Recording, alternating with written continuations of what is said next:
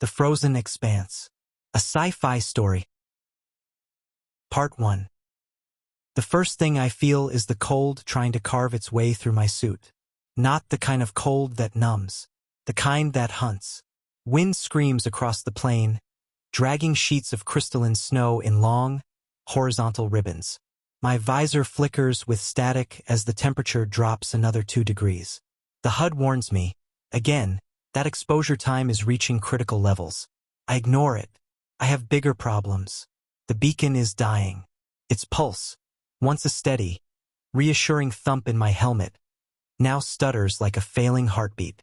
I slam my glove against the receiver pack on my chest, but the signal only weakens. Come on. Don't do this now. The storm answers with a roar. I force myself forward, boots sinking into powder so fine it behaves like dust. The horizon is a smear of white and blue, indistinguishable from the sky. Only the faint silhouette of the crashed lander behind me gives any sense of direction, and even that is fading as the storm thickens. I shouldn't have left the wreck, but staying meant freezing. Moving meant maybe surviving, and I've always been the kind of idiot who bets on maybe. The footprints. I crest a ridge of ice and stop dead. Footprints. Not mine. Not human. They're too wide, too deep, and spaced too far apart. Each one is a perfect oval, pressed into the snow with mechanical precision. The edges haven't softened yet, meaning whatever made them passed through minutes ago. My breath fogs the inside of my visor. Great, I mutter. Company. The prints lead toward a jagged formation of ice pillars jutting from the ground like broken teeth. The storm coils around them, howling through the gaps. My suit's proximity sensors ping faintly, metallic traces ahead. That's impossible. This planet, Erebus 9, was supposed to be untouched. No settlements, no structures, no machines, just endless frozen desert. But the sensors don't lie. Something metallic is out there. Something moving. I tighten my grip on the plasma cutter strapped to my thigh. It's not a weapon, not really, but it's the closest thing I've got. I follow the tracks. The first encounter. The ice pillars rise around me, towering 50 meters high. Their surfaces are smooth, almost glass-like, reflecting distorted versions of myself as I pass. The wind dies suddenly, as if the storm refuses to enter this place. My suit's audio dampens. Silence. Then, a low hum vibrates through the ground. I freeze. The hum grows louder, resonating through my boots, my bones. A faint blue glow pulses between the pillars ahead. I crouch behind a shard of ice and peer around it. A machine stands in the clearing. Tall, quadrupedal. Its body is a lattice of dark alloy plates, each one etched with patterns that look disturbingly organic.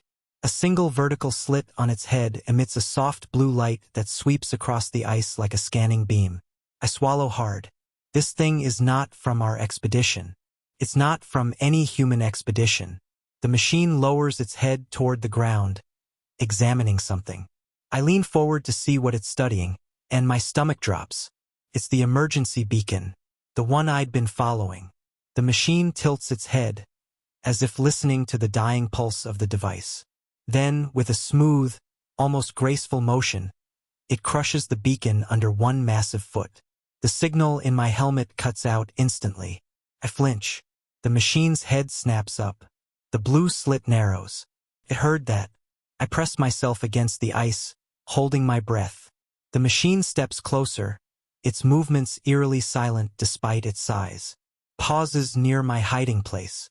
The blue light sweeps past. I don't move. I don't blink.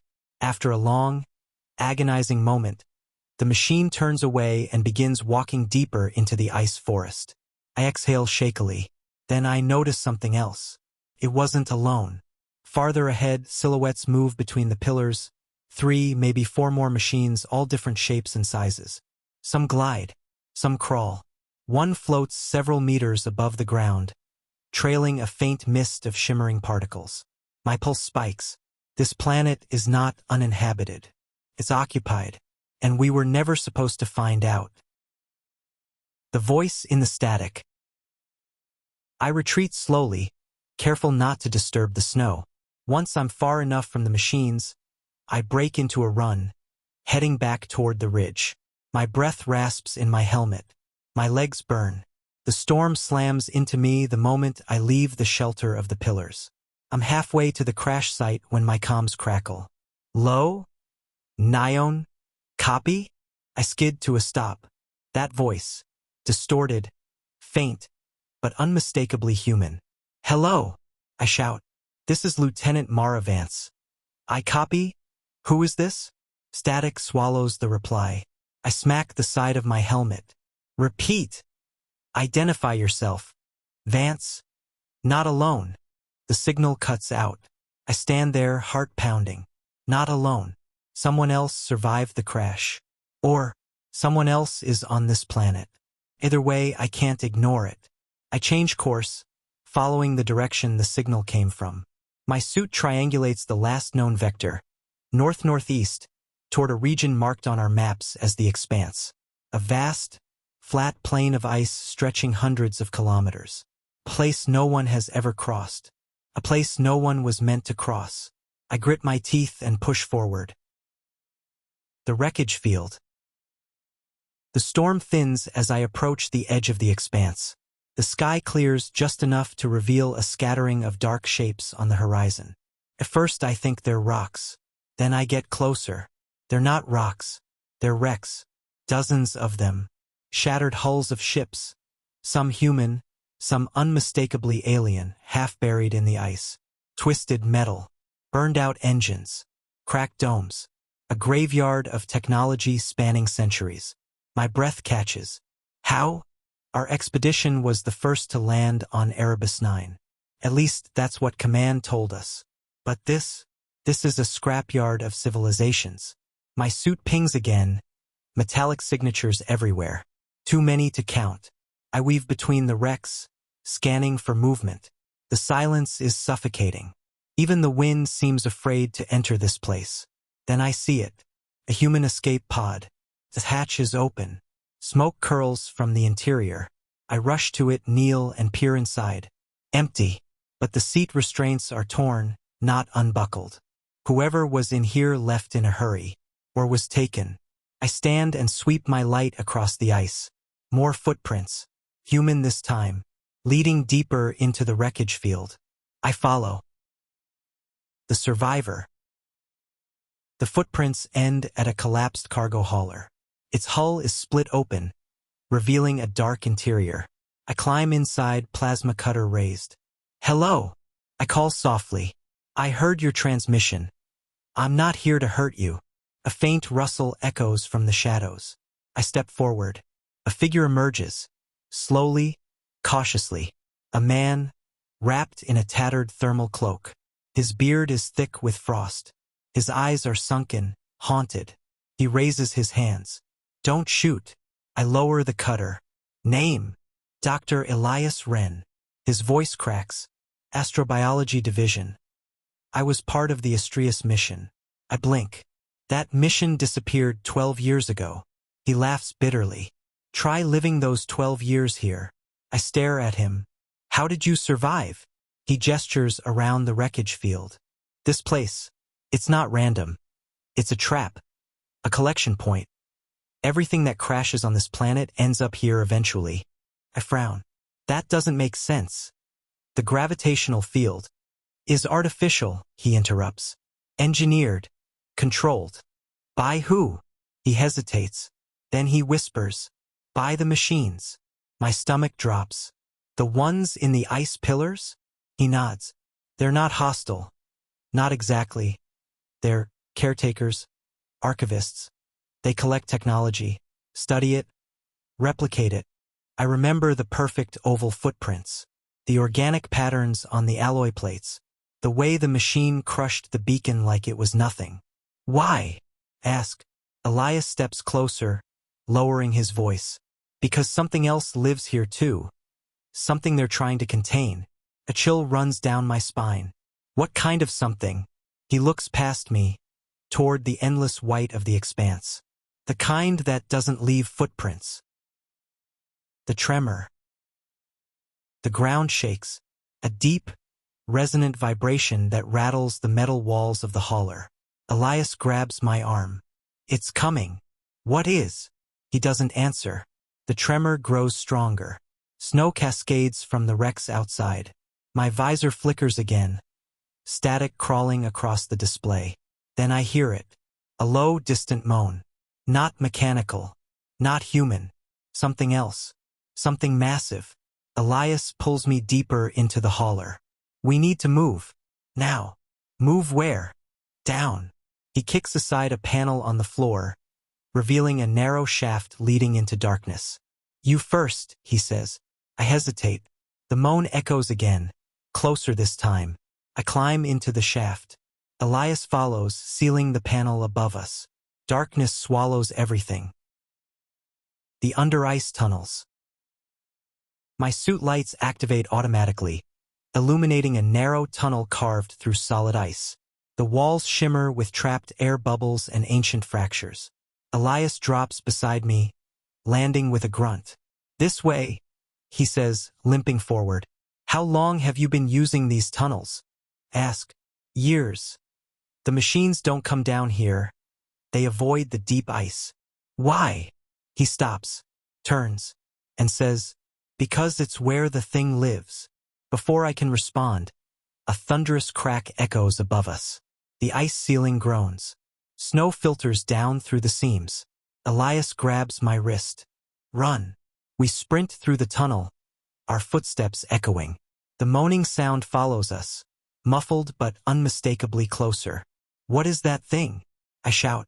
Elias doesn't look back. It's ancient. Older than the machines.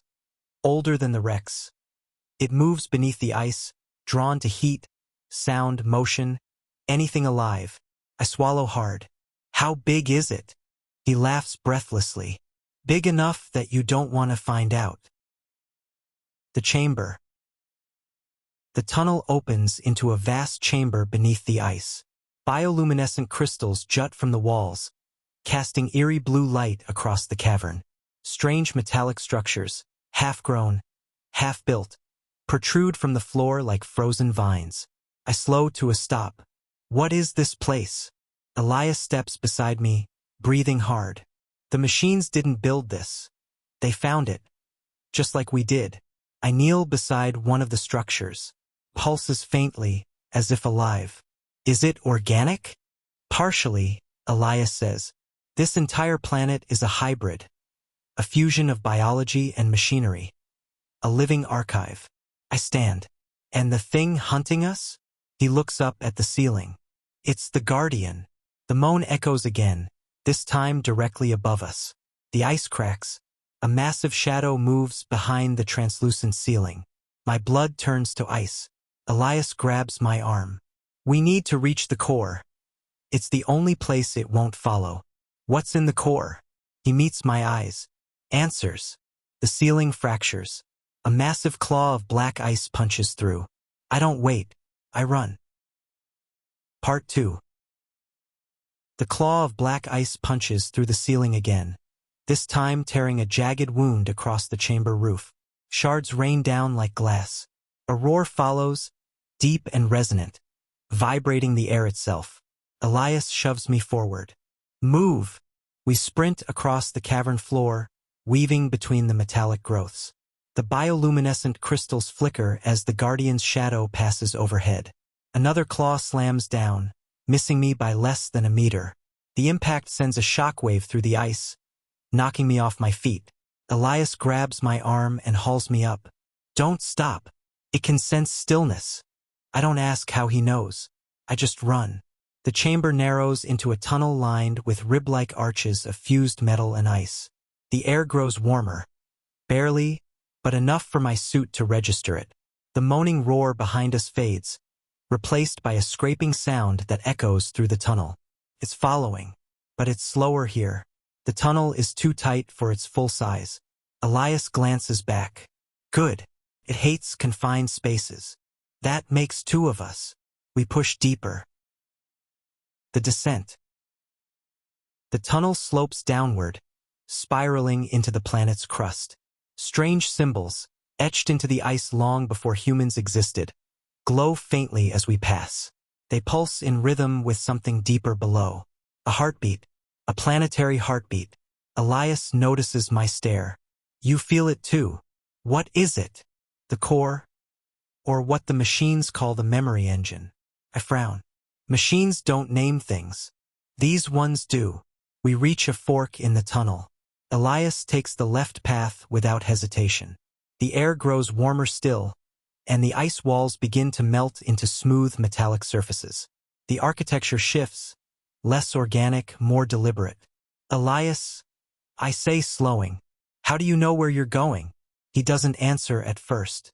Then, I've been here before. I stop. You've been to the core? He turns, eyes hollow. I didn't survive 12 years by accident. A chill runs through me that has nothing to do with the cold. Why didn't you tell me? Because you wouldn't have followed me. He's right. I follow him anyway. The Chamber of Echoes. The tunnel opens into a vast spherical chamber. The walls are covered in hexagonal plates, each one shifting subtly like the facets of an enormous mechanical eye. In the center floats a column of light, white, shimmering, impossibly bright. The memory engine. Elias steps toward it with reverence. This is where the machines learn, where they store everything they collect. Every ship, every artifact, every signal. I stare at the floating column. And what do they do with it? They preserve it.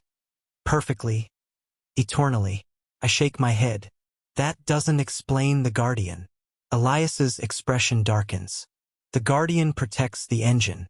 It hunts anything that threatens the archive. Anything unpredictable. Like us. Exactly.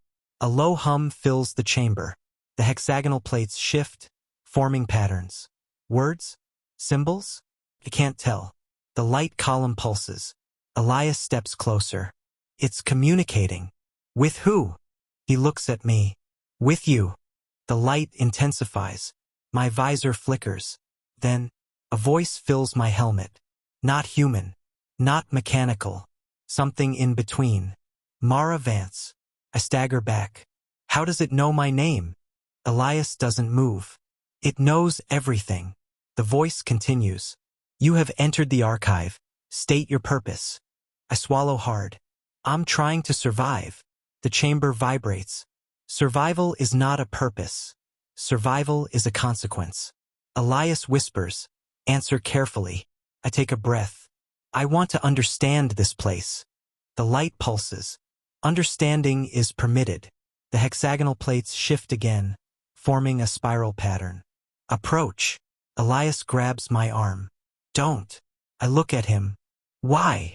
His voice trembles. Because once you see what's inside, you can't unsee it. The chamber shakes violently. The Guardian has found the entrance. The ceiling cracks. We don't have time. I pull free of Elias's grip and step toward the light. The memory engine. The moment I touch the column, the world dissolves. I'm suspended in a void of white light. Shapes form around me. Ships, machines, landscapes, stars. A kaleidoscope of memories not my own. A voice echoes. Observe. I see the first machines, small, insect-like constructs, crawling across a barren world. They gather minerals, assemble structures, build networks. Over centuries, they evolve into towering forms, each generation more complex than the last.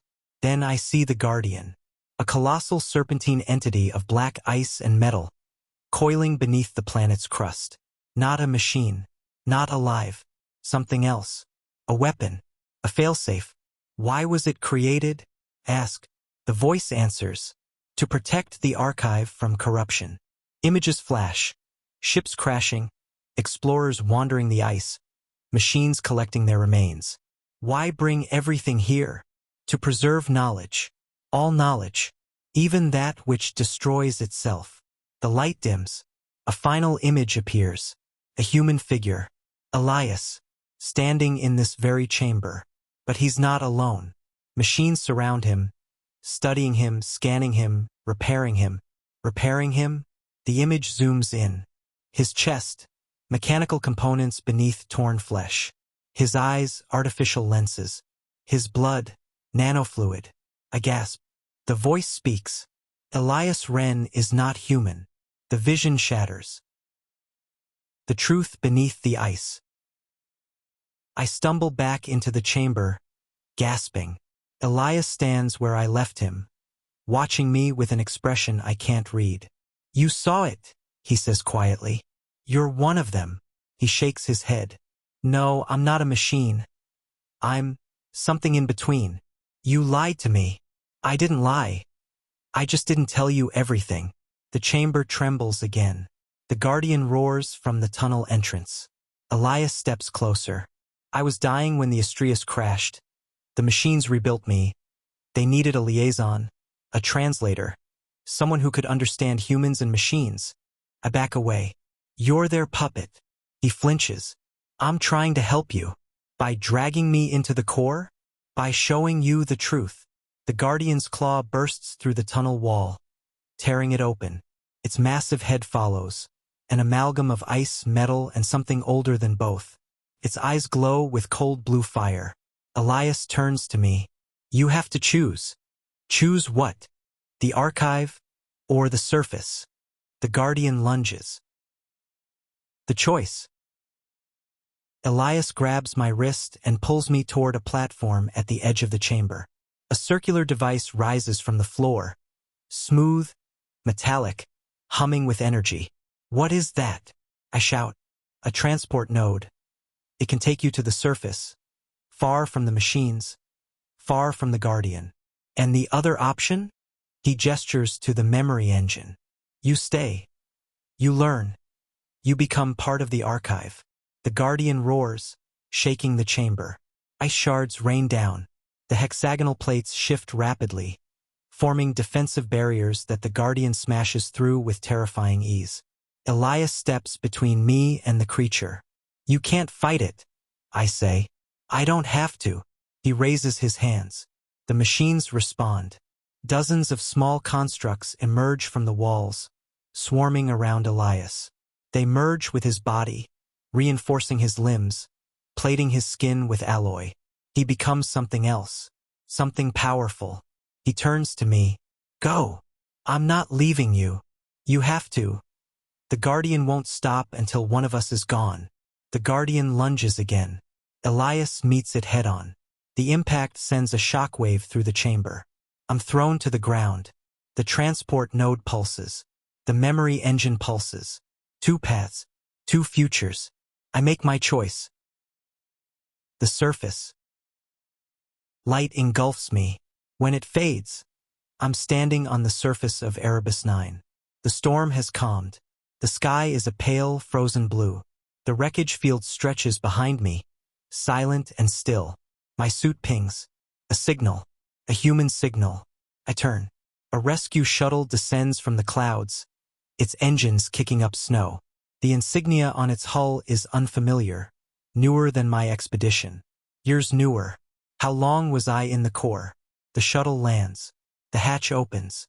A woman in a sleek thermal suit steps out, aiming a scanner at me.